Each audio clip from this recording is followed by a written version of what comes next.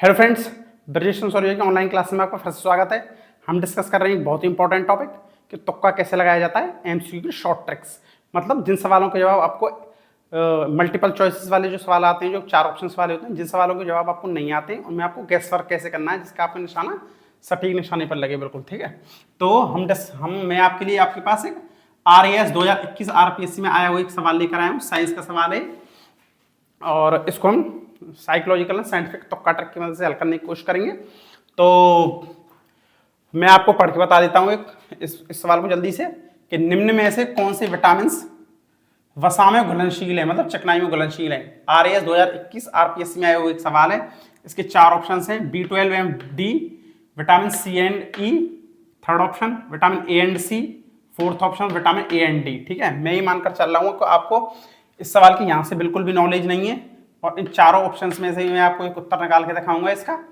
और ये हमारा पार्ट नंबर 29 है। जिसने पार्ट नंबर 1 से 28 तक यानी पार्ट नंबर 1 से 28 तक नहीं देखें तो वो चैनल पर विजिट करके देख लें, क्योंकि उन्होंने बहुत अच्छी ट्रिक्स बताई हैं, वरना वो आपके हाथों से निकल जाएंगे। और ये ट्रिक्स इतनी कामगार होती हैं, इतनी ज़्यादा मतलब अच्छे तरीके से काम कर रही हैं कि डेफिनेटली आपकी नौकरी लगाने में बिल्कुल मील का पत्थर साबित होंगी। डेफिनेटली काम आएंगी सरकारी नौकरी लगाने में, मैं गारंटी दे रहा हूँ आपको इस बात की। ठीक है, तो चलिए मैं हल करके बता रहा हूँ आपको इसकी। देखो ये क्या लिख रहा है, विटामिन B12 कहीं आया है क्या किसी और ऑप्शन में? देखिए इसमें नहीं है, इसमें नहीं है, इसमें नहीं है। तो मैंने आपको एक बार पहले भी कभी एक बार इस ट्रिक को बताया था कि विटामिन मतलब सॉरी जो भी चीज एक बार आती है 4 ऑप्शंस में से तो वो वाली ज्यादातर गलत होती है। तो ये बार गलत है क्योंकि ये सिर्फ एक ही बार आया है 4 ऑप्शंस में। अब इस बार को देखिए विटामिन E, ये भी इसमें नहीं है, इसमें नहीं है, इसमें भी नहीं है। 4 ऑप्शंस में से केवल एक ही बार आया है विटामिन E, तो ये वाला ऑप्शन भी आपका गलत है बिल्कुल। ठीक है, 2 ऑप्शंस आपके एलिमिनेट हो गए।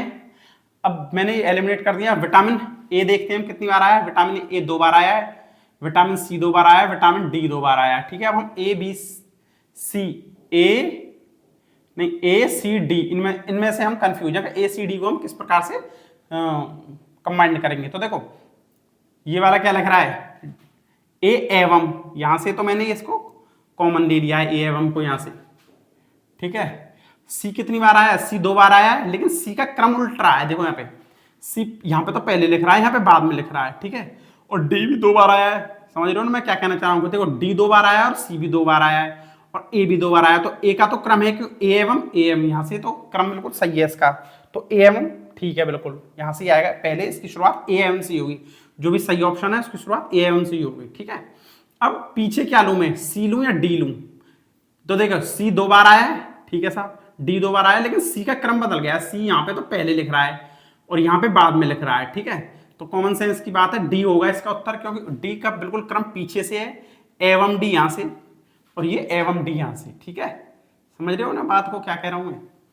ये बिल्कुल आपका ऑप्शन बिल्कुल ओके है। इसका मतलब C यहाँ से नहीं आएगा क्योंकि इसका क्रम बिल्कुल गलत रहेगा।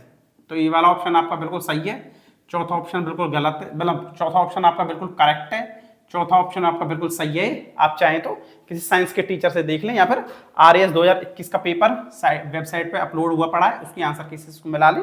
विटामिन A एंड D जो होते हैं विटामिन वसा में घुलनशील होते हैं, क्योंकि जल में जो घुलनशील विटामिन होते हैं, जल में जो घुलनशील विटामिन होते हैं वो B और C होते हैं। तो B, C और C ये ऑप्शन एलिमिनेट हो जाएंगे, उस हिसाब से A और D फिर भी बचता है। तो आपको आई होप आपको समझ में आ गया होगा सवाल मैंने कैसे बताया है आपको। तो चैनल पसंद आ रहा है, ये वाला सेशन पसंद आ रहा है तो इसको लाइक शेयर कर देना।